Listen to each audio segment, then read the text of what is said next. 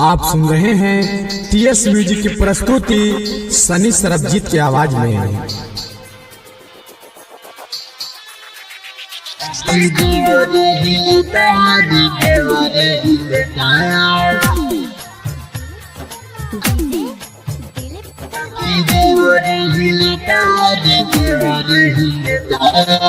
गबना कर के पिया गईले गुजरात हो, चढ़ली जवनी के देवरे हेली सवाद हो। गबना कर के पिया गईले गुजरात हो, चढ़ली जवनी के देवरे हेली सवाद हो। लहगे बोला हबता दूनु दबावता, खोल लचोली हरान बड़ी होता।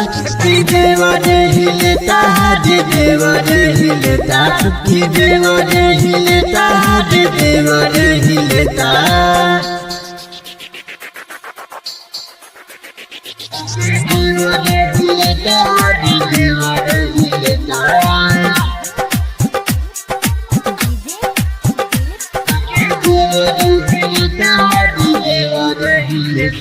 कही के भाभी लगावे चाभी, साया नस्ले अपना सी साड़ी।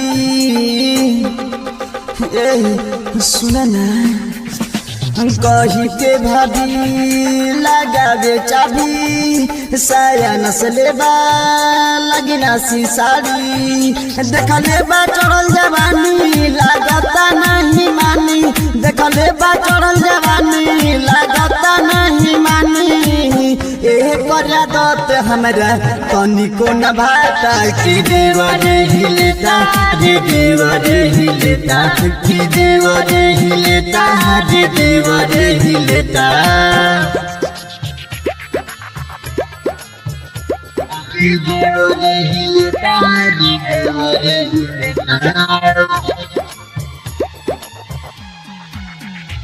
जाइतहद सूरज गुजरात में बानी, सनी सरबजीत से न बाची जवानी, न बाची जवानी। जाइतहद सूरज गुजरात में बानी, सनी सरबजीत से न बाची जवानी। बारे यही में पास सुन सखी रे हमार, बारे यही में पास सुन सखी रे हमार। पी के रीते सो पहले बछेदा, कि देवरे हिलता देवरे हिलता, कि देवरे हिलता देवरे हिलता। गबना कर के पिया गईले गुजरात हो, चढ़ली जवनी के देवरे हेली सवाद हो। लगे बोलावता दूनु दबावता, खोल लचोली हैरान बड़ी होता।